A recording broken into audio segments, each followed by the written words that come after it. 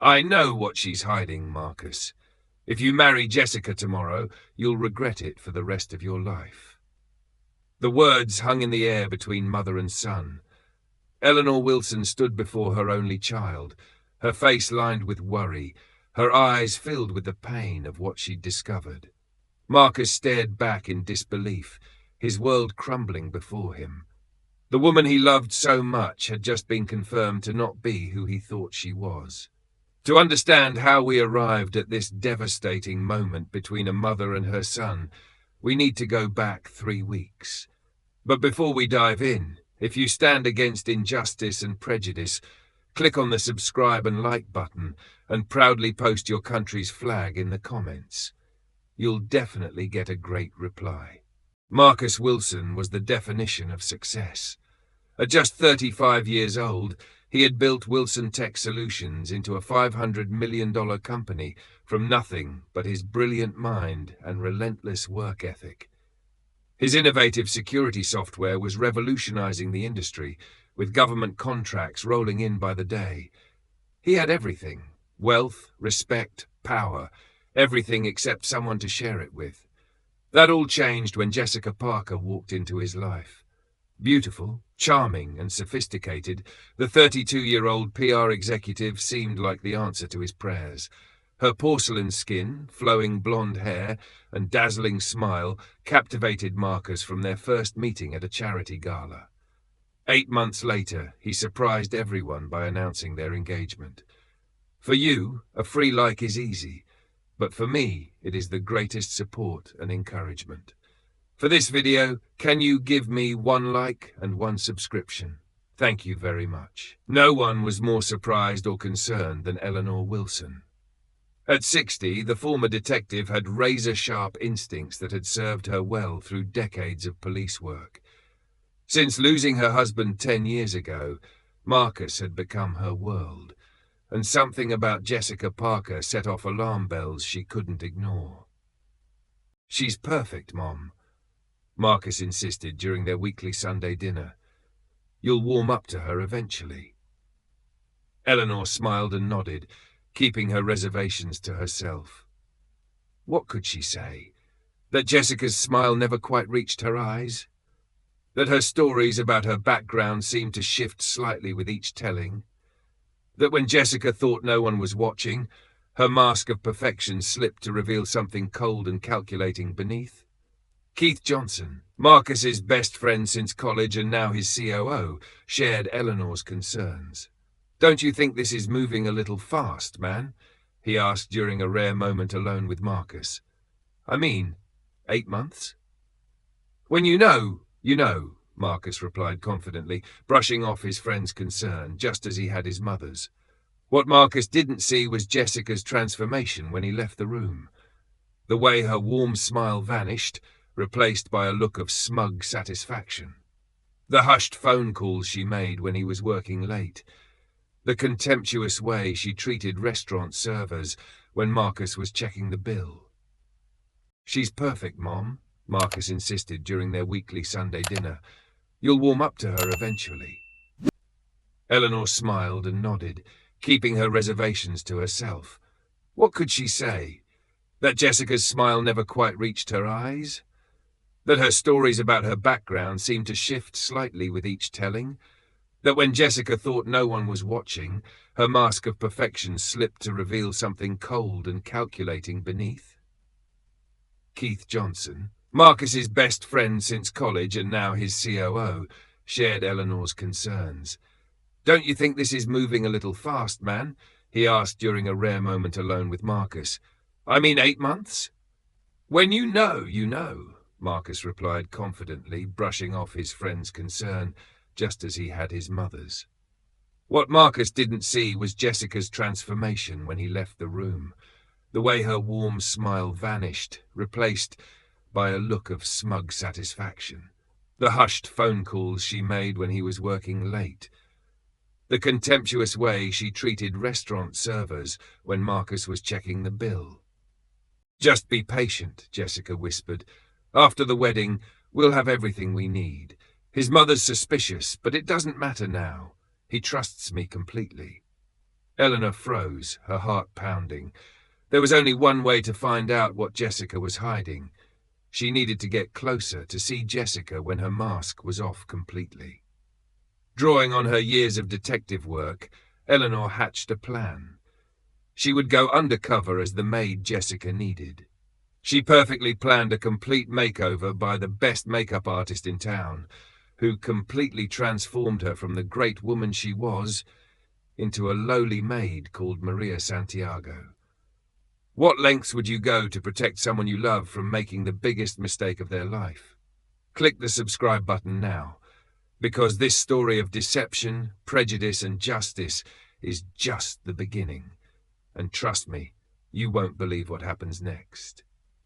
3 days later, Maria Santiago applied for the housekeeping position at Jessica's luxury penthouse apartment. With grey-streaked hair, glasses, makeup that added years to her appearance, and subtle padding that changed her silhouette, Eleanor was unrecognizable. She spoke with a slight accent and affected a submissive demeanor. An invisible servant. That's what employers like Jessica barely notice, Eleanor thought, as Jessica skimmed her falsified resume. You come highly recommended, Jessica said, barely glancing up. My fiancé is very successful, and I entertain important people. I need discretion and perfection. Understand? Eleanor nodded meekly, suppressing the rage she felt as Jessica talked down to her. Yes, Miss Parker, I understand. You start tomorrow, 6 a.m. sharp. Behind closed doors, away from Marcus and his social circle, Jessica Parker was a different woman entirely. What Eleanor witnessed over the next 2 weeks made her blood boil. Clean the bathroom again, Jessica would snap. Are all you people this lazy? No wonder you're scrubbing toilets for a living. The casual racism flowed freely when Jessica thought she was only speaking to the help. Each degrading comment, each sneering insult, was further evidence of Jessica's true character. I swear, Maria, his mother is so tiresome, Jessica complained one day while texting on her phone. Always asking about my family, my past, as if a woman her age has any business questioning me. Once we're married, I'll make sure we only see her on holidays. Eleanor scrubbed the counter harder, choking back her words. But the most disturbing discovery came on day 10, when a handsome man in his mid-30s arrived at the apartment. Jessica's demeanor transformed instantly as she rushed into his arms. "Alex, baby!" she purred, kissing him passionately. "Did anyone see you come up?" Eleanor pretended to dust in the adjacent room, straining to hear their conversation. "No one saw me," Alex replied. "How's our favorite CEO doing?" Jessica laughed coldly. Clueless as ever. He actually asked if I wanted to sign a prenup. Can you believe it? I talked him out of it, of course. Told him it would break my heart to think he didn't trust me. "That's my girl," Alex said proudly. 3 more weeks, and we'll own half of Wilson Tech. Eleanor nearly dropped her feather duster. This wasn't just about money. They were after Marcus's company. Over the next few days, Eleanor gathered what information she could, taking photos of documents when Jessica was in the shower, recording conversations when possible. Each day brought new evidence of Jessica's true nature and plans. The breaking point came during an evening when Jessica was preparing to host a small gathering of her friends. Eleanor was polishing the expensive glass coffee table when Jessica returned from a heated phone call with what appeared to be a wedding vendor. "Incompetent fools," Jessica muttered, pouring herself a generous glass of red wine. She paced angrily, the wine sloshing dangerously close to the edge of her glass. "Would you like me to take that, Miss Parker?" Eleanor asked, eyeing the expensive white sofa. "No, I would not like you to take that, Maria," Jessica mocked in a crude imitation of Eleanor's accent. "Just do your job and stay out of my way." Seconds later, Jessica turned too quickly and splashed wine across the glass table and onto the white rug beneath. "Look what you made me do," Jessica shrieked, though Eleanor was standing feet away. "I'm sorry, Miss Parker. Let me clean that. You distracted me. This rug cost more than you make in a year." Before Eleanor could respond, Jessica threw the remaining contents of her glass directly at Eleanor, the red wine splashing across her uniform and face. "Maybe that will teach you to pay attention," Jessica snarled. Eleanor stood frozen, wine dripping down her face, staining her clothes. In 40 years, no one had ever treated her with such contempt, such casual cruelty. Every instinct screamed at her to reveal herself, to put this woman in her place. But the detective in her knew the job wasn't done. She needed more evidence. So she swallowed her pride, wiped her face, and said, "I'll get the stain remover, Miss Parker." As Eleanor cleaned herself in the bathroom, tears of rage mixing with the wine stains, she made a promise to herself. Jessica Parker would never become her daughter-in-law. Never. No matter what it took. As the warm water washed over her, Eleanor began to plan her next move. Jessica Parker had no idea who she was truly dealing with, but she was about to find out. Eleanor's opportunity came on a Thursday afternoon. Jessica had left for a hair appointment, casually instructing Maria to organize her home office, a room that had previously been strictly off-limits. "Don't touch anything on the desk," Jessica had ordered before leaving. "Just vacuum and dust the shelves. I'll know if you've moved anything." The warning only confirmed Eleanor's suspicions that something valuable was hidden there. As soon as Jessica's car pulled away from the building, Eleanor began her careful search of the office. At first glance, everything appeared normal. Tasteful decor, expensive art, a sleek desktop computer that Eleanor knew would be password protected. But years of detective work had taught her that people rarely display their secrets in plain sight. Behind a small painting on the wall, Eleanor discovered a wall safe. Not unusual for someone of Jessica's apparent wealth, but interesting nonetheless. Eleanor carefully examined the painting, noting its position so she could return it exactly as she found it. The real discovery came when Eleanor moved a potted plant on the bookshelf, revealing a hidden compartment built into the wall. Inside was a slim silver laptop, far more portable and concealable than the desktop computer prominently displayed on the desk. Eleanor slipped on gloves she'd hidden in her uniform pocket and carefully extracted the laptop. Opening it revealed a password screen, but Eleanor had been watching Jessica closely for days. She tried various combinations based on patterns she'd observed when Jessica unlocked her phone. On the fourth attempt, Alex W90 unlocked the screen. What Eleanor found made her blood run cold. The laptop contained detailed files on at least 6 different men, all successful entrepreneurs in the tech sector. Each file included photographs, personal information, company details, and financial records. But most disturbing were the notes sections, detailing extraction timelines and liquidation strategies. One file showed a tech founder who had lost his company and filed for bankruptcy 3 years earlier. The notes coldly stated, "Extraction complete. Assets transferred $4.2 million, patents sold $12. Another file showed a man whose engagement announcement appeared in the New York Times, followed by a wedding cancellation notice 8 months later. The notes read, "Operation terminated early, family interference, limited extraction, $850,000. Eleanor quickly connected her small camera, disguised as a brooch, to the laptop, photographing screen after screen of damning evidence. Then she found it. A folder labeled Shot Wilson M. Inside was everything about her son. His daily routines, psychological assessment noting his vulnerability points, detailed plans for their extraction timeline, and a list of Marcus's assets prioritized by liquidity. Even more chilling was a subfolder marked Contingencies, which included strategies for handling the mother problem. Proposals ranged from gradual alienation to a health emergency distraction. They had plotted everything, even considering how to remove Eleanor from Marcus's life if she became too problematic. As Eleanor carefully returned the laptop to its hiding place, she heard voices from the hallway. Jessica was back early, and she wasn't alone. Eleanor slipped quietly into the adjacent bathroom, leaving the door slightly ajar to listen. The hair appointment was a waste of time, Jessica was saying to Alex as they entered the apartment. Let's go over the final preparations for next week. Are you sure it's safe to talk here? Alex asked. What about the maid, Maria? She's nothing to worry about.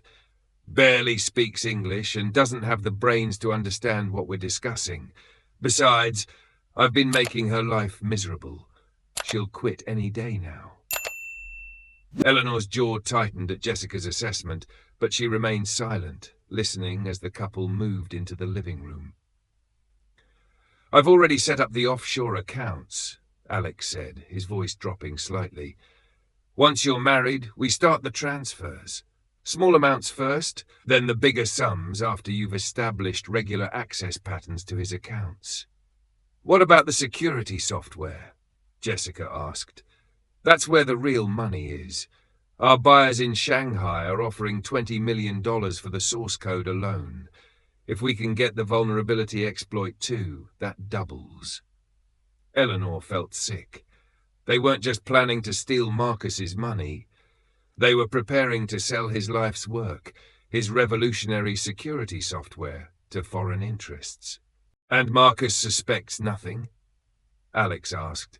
Jessica laughed coldly. Please, he's so love-struck he can't see straight. When I suggested moving my things into his place before the wedding, he actually apologized for not offering sooner. I'll have complete access to his home office by tomorrow. Eleanor had heard enough. She quietly took photos of her own reflection in the mirror, documenting her disguise, then began recording audio on a hidden device. This was no longer just about protecting Marcus from a gold digger. This was corporate espionage with international implications. Over the next few days, Eleanor gathered more evidence while Jessica's suspicion and mistreatment intensified. Suddenly, Maria could do nothing right. The floors weren't clean enough, the laundry wasn't folded properly, the groceries weren't the correct brands. Are you looking through my papers? Jessica demanded one afternoon, catching Eleanor dusting near her desk. You seem very interested in my personal business. No, Miss Parker, Eleanor replied, eyes downcast. Just cleaning like you asked. Jessica moved closer, studying Eleanor's face with narrow-eyed suspicion. You know, there's something about you that doesn't quite fit. Most maids don't notice the things you notice, don't ask the questions you ask with your eyes. Eleanor's heart raced, but her expression remained neutral. I don't understand, Miss Parker. I think you do, Jessica replied coolly. I think you understand perfectly, which is why I'm watching you very carefully now. It was clear Jessica's instincts had been triggered. She was now actively testing Eleanor, assigning increasingly demeaning tasks, scrutinizing her reactions, trying to provoke a response that would reveal Maria wasn't who she claimed to be. But Eleanor Wilson hadn't been one of the department's top detectives for nothing. With each new humiliation, she gathered more evidence. With each suspicious glance from Jessica, she documented another damning conversation. The stakes were too high to break cover now, no matter how degrading the treatment became. The clock was ticking. The wedding was just days away, and Eleanor now had proof that Jessica Parker wasn't just after Marcus's money. She was part of an international conspiracy that could destroy everything he had built. The opportunity presented itself 3 days later, when Marcus called his mother, his voice tight. I'm flying to San Francisco tomorrow for an emergency meeting with our West Coast developers, he explained. Some security vulnerability needs my personal attention. I'll be gone for 2 days. Eleanor listened carefully, maintaining a neutral tone despite the alarm bells ringing in her head. The security vulnerability was almost certainly part of Jessica's plan, perhaps even manufactured by her team to get Marcus out of town. I thought we could have dinner when I get back, Marcus continued. Jessica will be busy anyway. She's hosting some charity committee meeting at the apartment.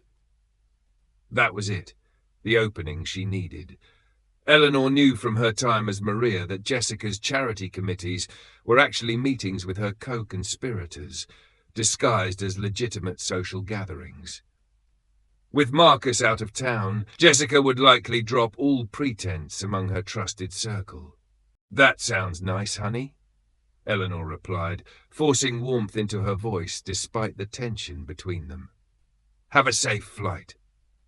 Now she had a chance to catch Jessica and her accomplices in the act, planning their crimes, revealing their intentions in their own words. If she could record such a conversation, it would be the smoking gun they needed. The next evening, with Marcus safely on his flight to California, Eleanor once again transformed into Maria.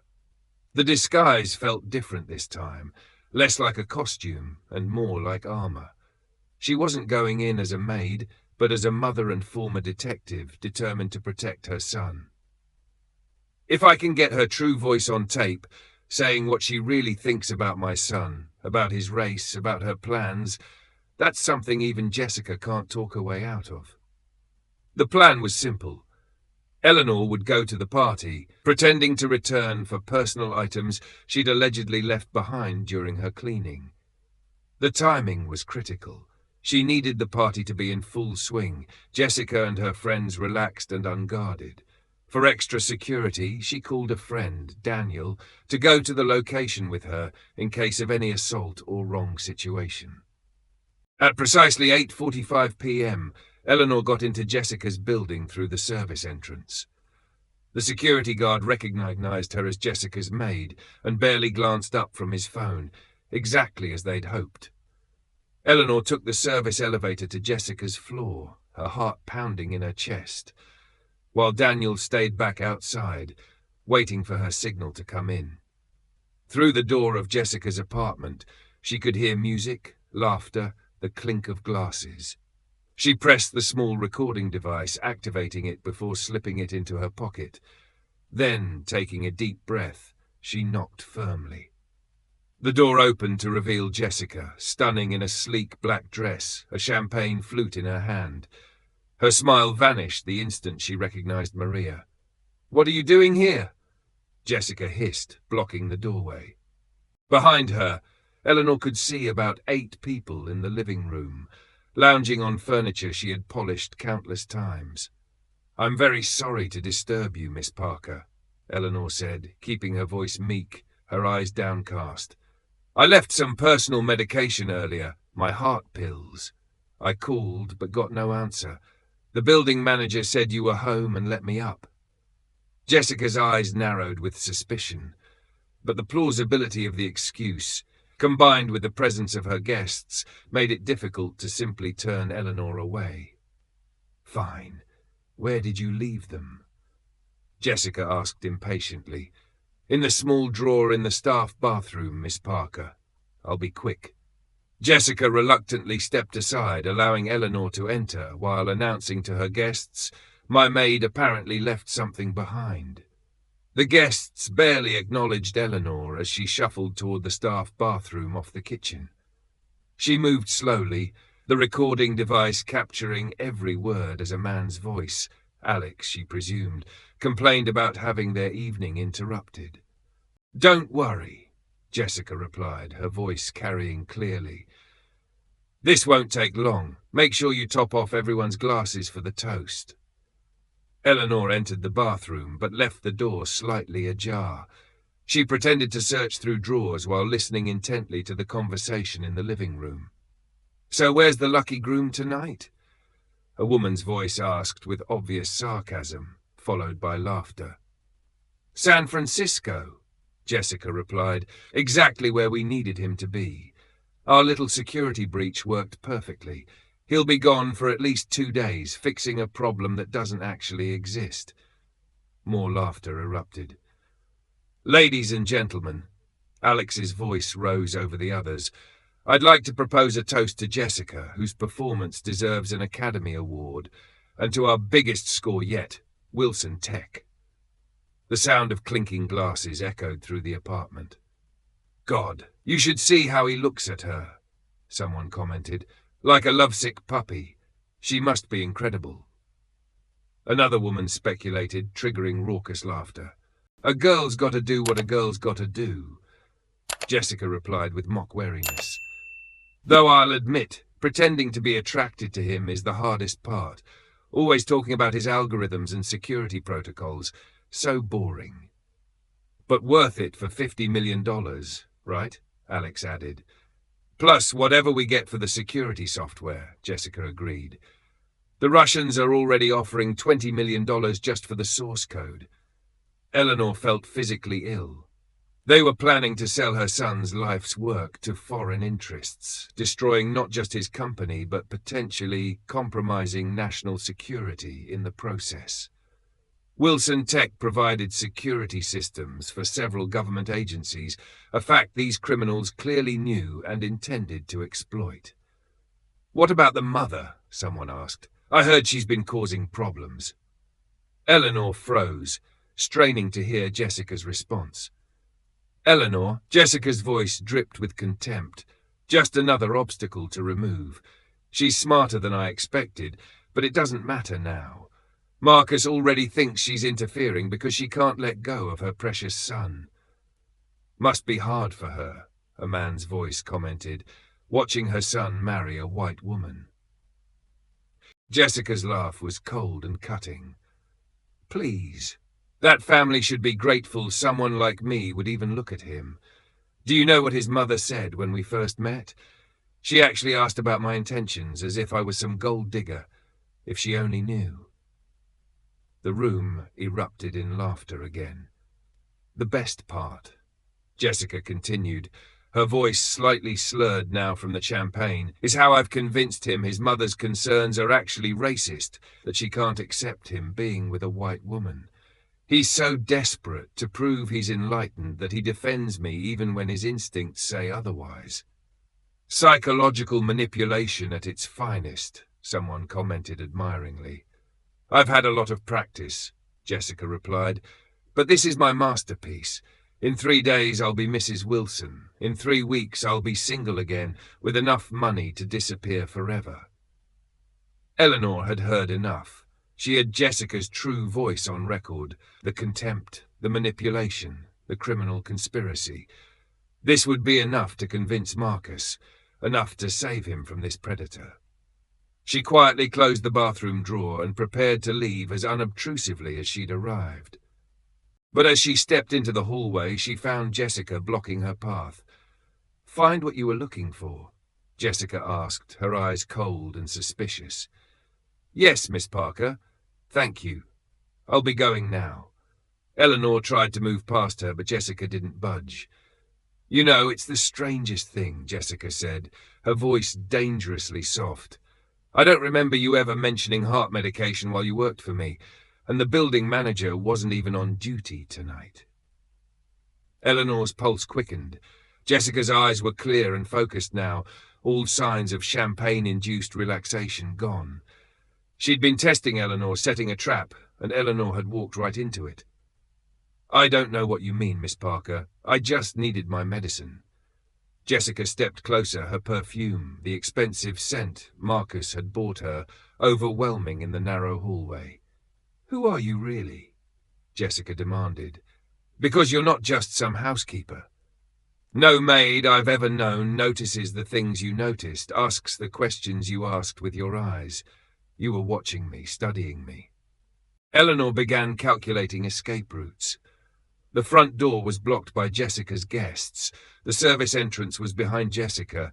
The windows were 32 floors up. She was effectively cornered. Miss Parker, I think you've had too much to drink. I should go. Jessica's hand shot out, grabbing Eleanor's wrist with surprising strength. Empty your pockets now. Let go of me, Eleanor demanded, dropping the subservient tone, her own strength matching Jessica's as she tried to pull away. The sudden change in Eleanor's demeanor confirmed Jessica's suspicions. Who sent you? Marcus's mother? Or are you some kind of private investigator? In the living room, the party had quieted, the guests becoming aware of the confrontation unfolding in the hallway. Alex appeared behind Jessica, his handsome face hardened with suspicion. Everything okay, babe? Our maid isn't who she claims to be, Jessica replied, never taking her eyes off Eleanor. Check her pockets. She's been spying on us. Alex moved forward, but Eleanor was faster. Decades of police training kicked in as she twisted free from Jessica's grip. Using the younger woman's momentum against her, "Don't touch me," Eleanor warned, her voice now entirely her own, authoritative, commanding. "Oh my God," Jessica breathed, recognition dawning in her eyes as Eleanor's accent slipped. "You're her! You're his mother!" The hallway fell silent as Jessica's words hung in the air. Then Jessica began to laugh, a cold, cruel sound that echoed off the walls. "This is priceless. The great Eleanor Wilson reduced to disguising herself as a maid to spy on her son's fiancée. How desperate can you be?" "Not desperate," Eleanor corrected, straightening to her full height, no longer bothering with the disguise. "Determined, and now I have everything I need." She patted her pocket where the recording device continued to capture every word. Jessica's eyes widened, then narrowed with fury. "Give me that!" "What I have is you, in your own words, planning to defraud my son and sell his technology to foreign entities. That's not just theft, Jessica. That's espionage." Alex moved forward menacingly. "Give her the recorder now." Eleanor stood her ground, calculating her options. She was outnumbered, but not outmatched, not yet. "Back away," she ordered, her tone making it clear this was no mere request. "I'm leaving now, and if either of you tries to stop me, you'll regret it." Jessica's face contorted with rage. "You think Marcus will believe anything you have on that recording? He'll think you manipulated it, set me up. He'll hate you for this." "Let him decide for himself," Eleanor replied calmly, though her heart was racing. She began moving sideways along the wall toward the front door. Jessica lunged forward suddenly, shoving Eleanor hard against the wall. "You will not ruin this for me. Do you understand? I've worked too hard, planned too carefully." The violence of the move surprised Eleanor. Despite her training, her 60-year-old body absorbed the impact painfully, her head knocking against the wall.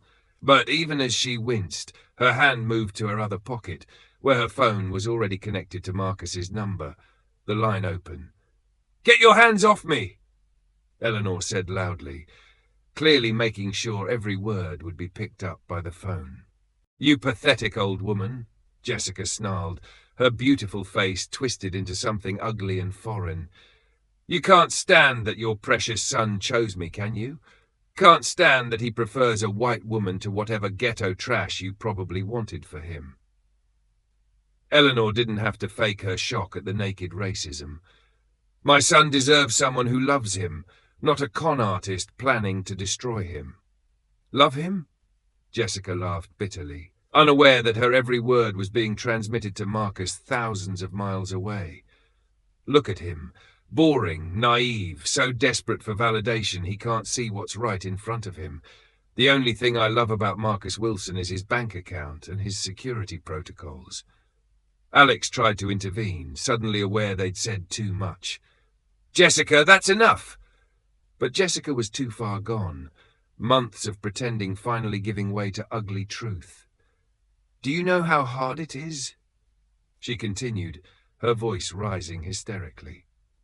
"Having to laugh at his stupid jokes, having to listen to him talk about his mother, the great Eleanor Wilson, the brilliant detective, the perfect parent, having to pretend I enjoy him." Eleanor braced herself. She had one chance to make this work, and it all depended on how quickly she could act. As Alex and the two men advanced, she took a deep breath, her instincts kicking in. She moved fast, feinting to the left to throw them off balance, and before they could react, she swung her arm out, knocking the phone from her pocket into her other hand. "You're not taking anything from me," she snapped, holding the phone firmly, her stance defensive. The men hesitated, sensing something had shifted in her. Jessica scowled, fury lighting her eyes. "Grab her," she yelled, but it was too late. Eleanor took a step back, her voice clear and unshakable. "I have everything I need. You're done." As the men lunged again, Eleanor activated the emergency signal on her phone, alerting Daniel to intervene. The next few moments were a blur, but Eleanor kept her focus, knowing the situation was escalating quickly. She just had to hold on until backup arrived. As the men moved toward her, Eleanor made a split-second decision. She raised her voice, addressing the phone in her pocket directly. "Marcus, if you can hear me, everything Jessica has said is being recorded right now. I'm at her apartment. These people are planning to steal your company's technology and sell it overseas. They're about to assault me. Call the police to 2160 Central Park West, apartment 32B now." Jessica's face went white. "What did you just do?" Eleanor smiled grimly. "Called checkmate." For a moment, no one moved. Then Jessica's composure shattered completely. With a scream of rage, she lunged at Eleanor, hands outstretched like claws. "You ruined everything!" The physical attack came so fast that Eleanor barely had time to protect herself. Jessica's hands closed around her throat as they both fell to the floor. Do you think Eleanor will survive this attack and the truth be revealed? Share your thoughts in the comments and click on the subscribe button now to not. In the background, chaos erupted. Some party guests fled toward the door, while Alex tried to pull Jessica off Eleanor. "Are you crazy?" he shouted. "Stop, this isn't helping!" Eleanor fought to breathe as Jessica's grip tightened, the younger woman's face twisted with hatred. Despite her age, Eleanor's police training hadn't deserted her. She brought her knee up sharply, connecting with Jessica's midsection, forcing her to loosen her grip. As they struggled on the floor, Eleanor's disguise began to come apart, the wig pulled askew, the makeup smearing to reveal her natural complexion beneath. "Security! Open up!" A loud voice, accompanied by pounding on the apartment door, cut through the chaos. Daniel had come through with his part of the plan. Jessica released Eleanor, scrambling backward, her perfect hair disheveled, her expression wild. "This isn't over," she hissed. Eleanor stood slowly, adjusting her clothing and facing Jessica with dignity, despite her partially exposed disguise. "Actually, it is." As security personnel entered the apartment, responding to Daniel's call about a disturbance, Eleanor slipped the phone from her pocket to check the screen. The call to Marcus had lasted over 4 minutes, long enough for him to hear every word of Jessica's true feelings, long enough for him to understand the magnitude of the betrayal, long enough, Eleanor prayed, to save her son from the biggest mistake of his life. 6,000 miles away in San Francisco, Marcus Wilson sat frozen in his hotel room, his phone pressed to his ear, listening to the unthinkable unfold in real time. His mother's voice, unmistakable despite her attempt at an accent, Jessica's venomous words cutting through years of trust and love like a knife, the sounds of physical struggles, security arriving, chaos erupting. For several minutes after the call ended, Marcus couldn't move. The world he'd carefully built, the future he'd planned with the woman he thought he knew, collapsed around him like a house of cards. The technology crisis that had brought him to California suddenly seemed trivial in comparison to the personal crisis exploding in New York. "Sir, we've got a car waiting to take you to the meeting." His assistant's voice came through the hotel room door. Marcus finally found his voice. "Cancel everything. I need to get back to New York now." Within the hour, Marcus was on a private jet heading east, calling in every favor and corporate perk he'd accumulated over the years. As the plane cut through the night sky, he replayed the terrible words he'd heard. Jessica's contempt, her plans, her casual racism, and beneath it all, the stunning realization that his mother had gone undercover as a maid to protect him. The same mother he'd accused of interfering, the same mother whose warnings he'd dismissed as overprotectiveness. By the time the plane touched down at Teterboro Airport in New Jersey, Marcus had reached out to Keith, his CFO and closest friend. Keith had always been wary of Jessica, though he'd kept his reservations muted out of respect for Marcus's feelings. "I've got a security team ready," Keith told him over the phone, "and I've contacted our legal department. If what you heard is true, we need to lock down all our systems immediately." "Do it," Marcus authorized. "And Keith, my mother, is she okay?" There was a pause on the line. "She refused to go to the hospital, said she needed to wait for you." "But Marcus, Jessica hurt her. The security footage from the building shows Jessica attacking her when she tried to leave." White-hot rage surged through Marcus as the car sped toward Manhattan. His mother, his brilliant, fierce, loving mother, physically assaulted by the woman he'd planned to marry in 3 days' time, the same woman who had smiled at family dinners while plotting to destroy everything he'd built. When the car finally pulled up to Jessica's building, police vehicles were already parked outside. Marcus took the elevator to the 32nd floor, his heart pounding in his chest. The hallway outside Jessica's apartment was crowded with officers, building security, and several shell-shocked-looking party guests being questioned by detectives. And there, sitting on a bench in the hallway with a detective at her side, was his mother. Eleanor's disguise was in disarray, the grey wig askew, makeup smeared to reveal her natural skin tone beneath, glasses missing. But her posture remained regal, her composure intact despite the chaos surrounding her. "Mom!" Marcus called out, pushing past an officer to reach her side. Eleanor looked up, relief washing over her face as she saw him. "Marcus, you're here!" Before he could respond, a commotion from inside the apartment drew their attention. Jessica emerged, escorted by 2 officers, but not handcuffed. Her perfect appearance was shattered, mascara streaked down her cheeks, hair disheveled, expression wild with a combination of fury and calculation. She froze when she saw Marcus, instantly transforming her expression to one of tearful relief. "Marcus, thank God you're here. Your mother, she broke into my apartment. She's been stalking me, pretending to be my maid. She attacked me when I discovered her identity." Marcus stared at the woman he thought he loved, seeing her clearly for the first time. The performance was flawless, the trembling lip, the vulnerable posture, the calculated tears. How many times had she manipulated him with these same tactics? "I heard everything, Jessica," he said quietly. "I was on the phone. I heard what you said about me, about my company, about my mother." Jessica's expression faltered for just a moment before she recovered. "Darling, no. You heard what she wanted you to hear. She set me up, recorded me out of context, pushed me until I said things I didn't mean.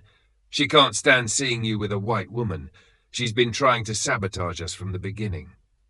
It was the same argument that had worked on him before, playing on his fear of being controlled, suggesting his mother's concerns were racially motivated.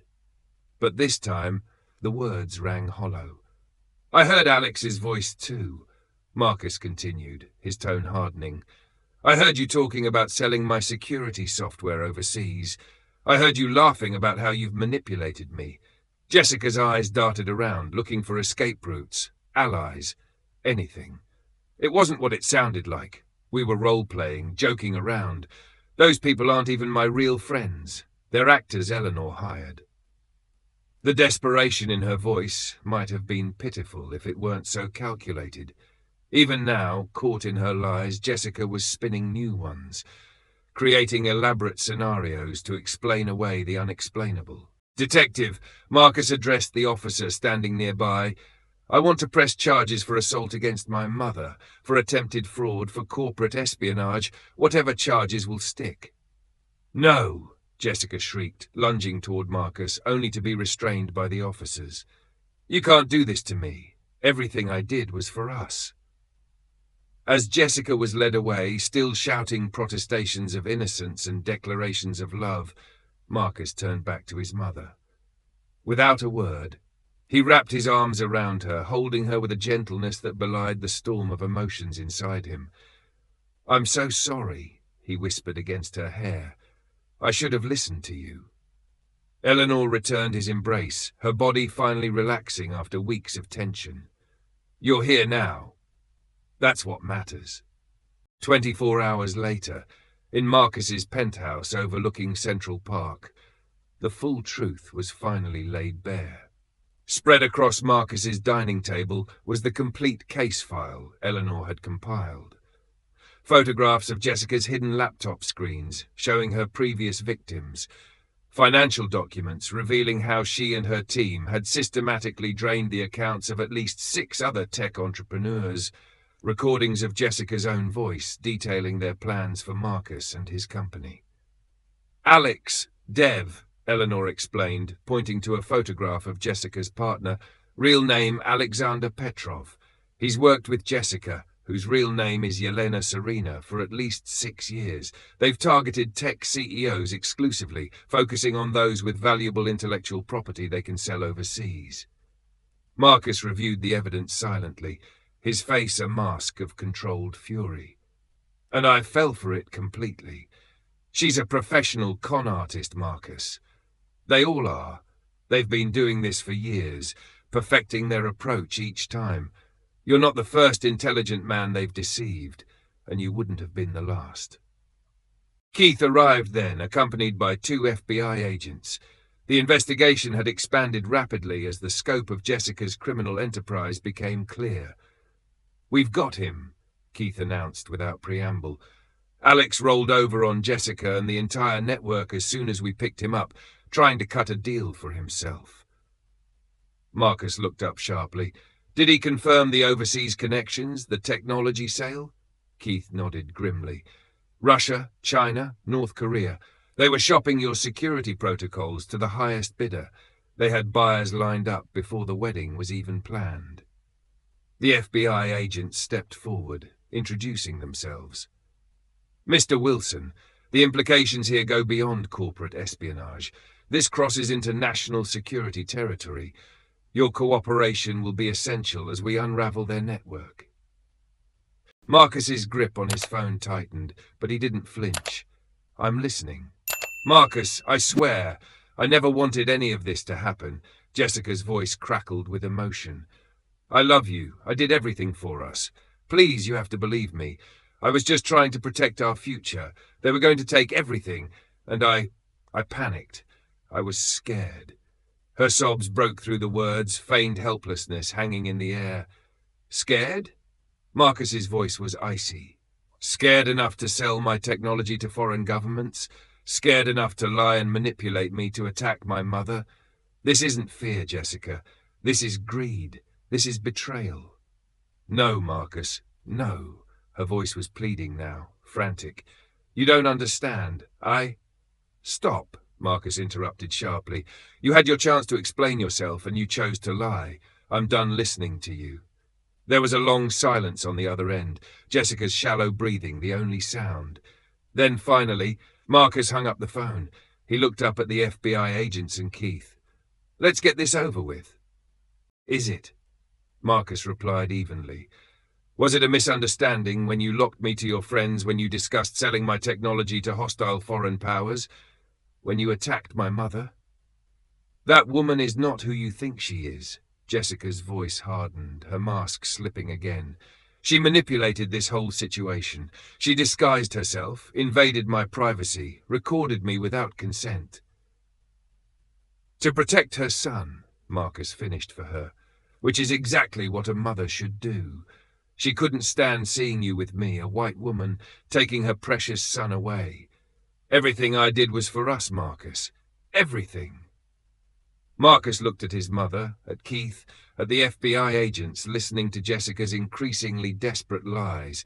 "There is no us, Jessica. There never was. The wedding is off. You'll be hearing from my lawyers, and apparently from federal prosecutors as well." "You'll regret this." Jessica's voice turned cold, all pretense of innocence vanishing. "You think you're so smart, but you were the easiest mark we've ever had. So desperate for love you couldn't see what was right in front of you." Marcus ended the call, the final pieces of his illusion shattered by Jessica's venomous farewell. The room fell silent as he absorbed the magnitude of what had nearly happened. Not just personal heartbreak, but professional destruction and potential national security compromise. She's right about one thing, he finally said, his voice thick with emotion. I was blind. I wanted so badly to believe in the future we'd planned that I ignored all the warning signs. Eleanor placed her hand over her son's. That's not weakness, Marcus. That's humanity. We all want to believe in love. How did you know? He asked her. From the beginning, how did you see what I couldn't? Eleanor smiled sadly.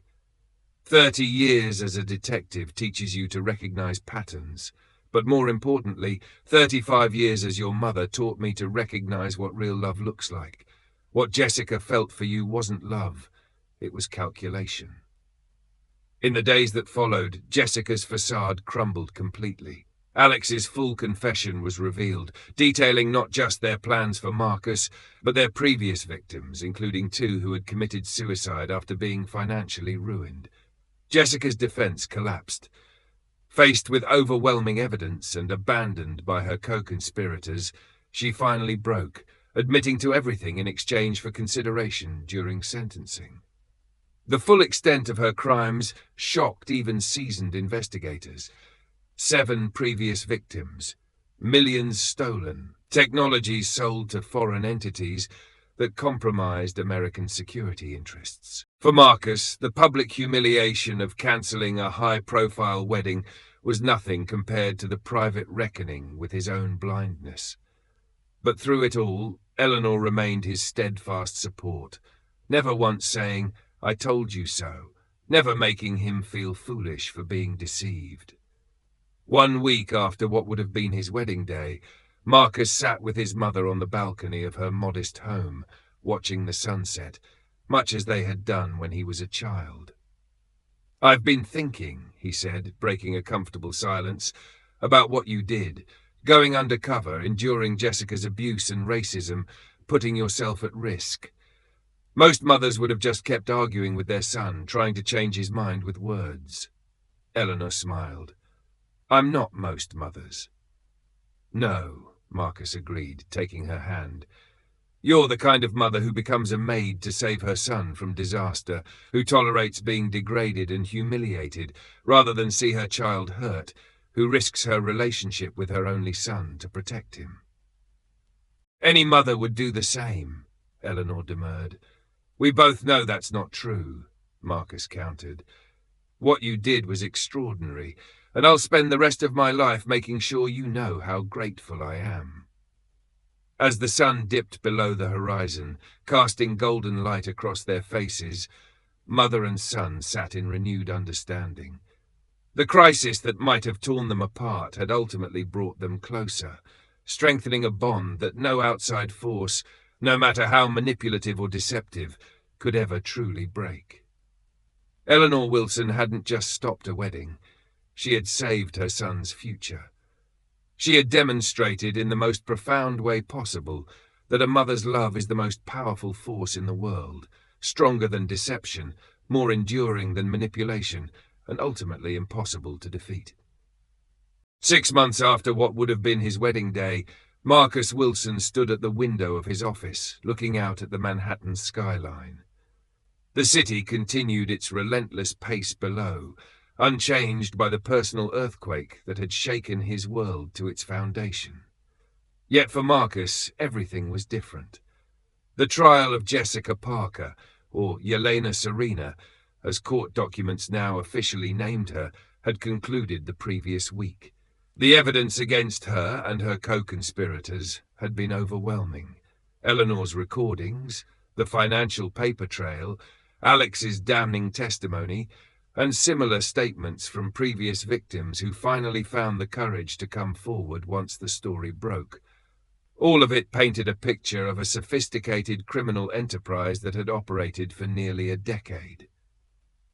Jessica received 18 years in federal prison for fraud, attempted corporate espionage, assault, and conspiracy charges. Alex took a plea deal for 12 years in exchange for his cooperation. The remaining members of their network received sentences ranging from 5 to 15 years, depending on their level of involvement and willingness to cooperate with authorities. 6 months after what would have been his wedding day, Marcus Wilson stood at the window of his office, looking out at the Manhattan skyline. The city continued its relentless pace below, unchanged by the personal earthquake that had shaken his world to its foundation. Yet for Marcus, everything was different.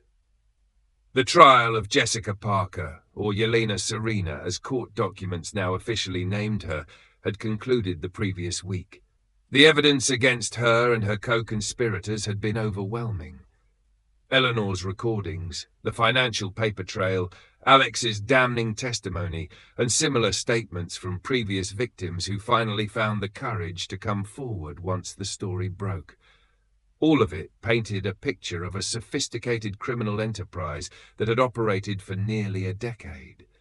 Jessica received 18 years in federal prison for fraud, attempted corporate espionage, assault, and conspiracy charges. Alex took a plea deal for 12 years in exchange for his cooperation.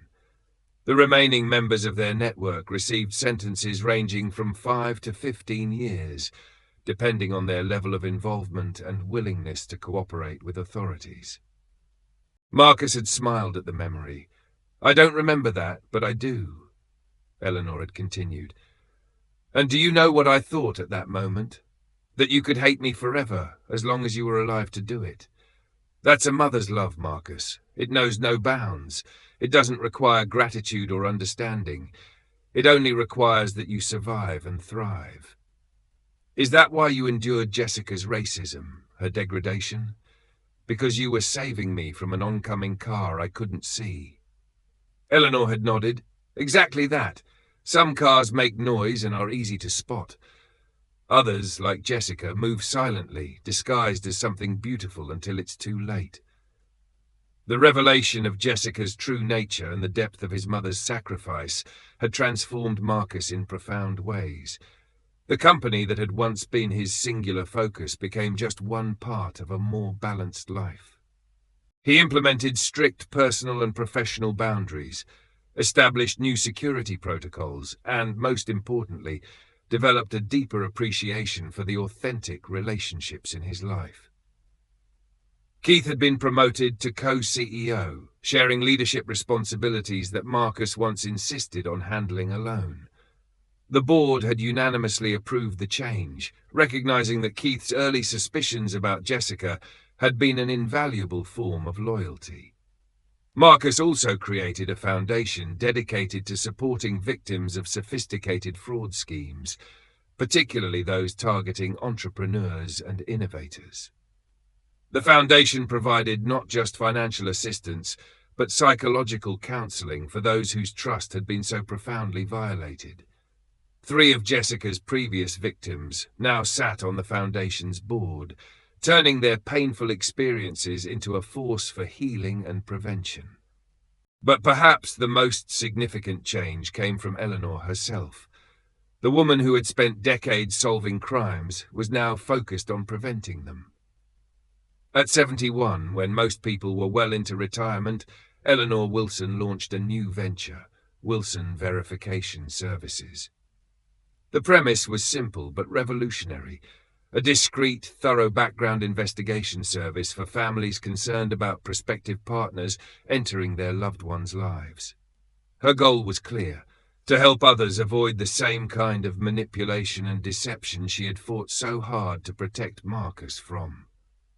She used her extensive experience in law enforcement, her knowledge of human behavior, to create a service that not only investigated criminal backgrounds, but also provided deep insights into someone's character, warning signs of potential fraud, and even a psychological profile when necessary. The service quickly gained traction among high-net-worth families, business leaders, and anyone looking to safeguard their loved ones from deceptive relationships. Eleanor's reputation, built over decades of solving complex cases, gave her new venture instant credibility. People trusted her judgment, and she quickly became a sought-after expert in the field of relationship security. Marcus, though initially surprised by his mother's new career direction, couldn't have been prouder. Her resilience, wisdom, and unwavering commitment to protecting others had now found a new outlet. He often marveled at her ability to adapt and thrive, even in the face of personal adversity. Together, Marcus and Eleanor had transformed their lives from one of loss and betrayal to one of empowerment and renewal, proving that even in the most difficult of circumstances, love, strength, and determination could turn the tide. Using her extensive network of former law enforcement contacts and her own formidable skills, Eleanor created an ethical framework for helping families verify the character and background of potential spouses, business partners, or caregivers. "It's not about distrust," she explained during the small launch party held at Marcus's penthouse. "It's about peace of mind. In an age where anyone can create a false identity online, where con artists are more sophisticated than ever, families deserve to know who they're really welcoming into their lives."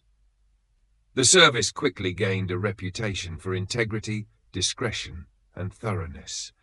Eleanor only accepted clients with legitimate concerns, refusing to enable stalking, harassment, or unfounded suspicion. She became known as a guardian of sorts, a protector of families who might otherwise fall victim to the Jessicas of the world. Her clients, families of entrepreneurs, business magnates, and even high-profile individuals, trusted her not only for her expertise, but also for her unwavering commitment to ethical conduct. Word spread quickly, and Eleanor's reputation grew. She provided a sense of security to those who feared their loved ones might be swept up in a web of deceit. Marcus watched with admiration as his mother built something meaningful in the wake of her own sacrifices. She had found a new calling, one that not only helped others, but also healed parts of her own heart that had been scarred by years of undercover work and personal betrayal. As the business flourished, Eleanor began training a team of hand-picked experts, ensuring that her values of integrity and careful investigation would remain central to the company's mission. She wasn't just protecting people from con artists, she was empowering them to make informed decisions about the relationships and partnerships they chose to pursue. Eleanor Wilson had turned a devastating chapter of her life into a legacy of protection, and in doing so, she had created a new kind of justice, one rooted in foresight, not just punishment. On a warm Sunday evening, exactly 1 year after the wedding that never happened, Marcus and Eleanor sat together on her back porch, sharing a bottle of wine as the sunset painted the sky in vibrant oranges and pinks. "I got a letter from Jessica today," Marcus said quietly, breaking a comfortable silence. "From prison." Eleanor raised an eyebrow but didn't interrupt. "She wanted to apologize," he continued. "Said she's had time to reflect on her actions, that she's found religion, that she truly regrets hurting me." "And do you believe her?" Eleanor asked, her detective's instincts still sharp. Marcus smiled wryly. "Not for a second.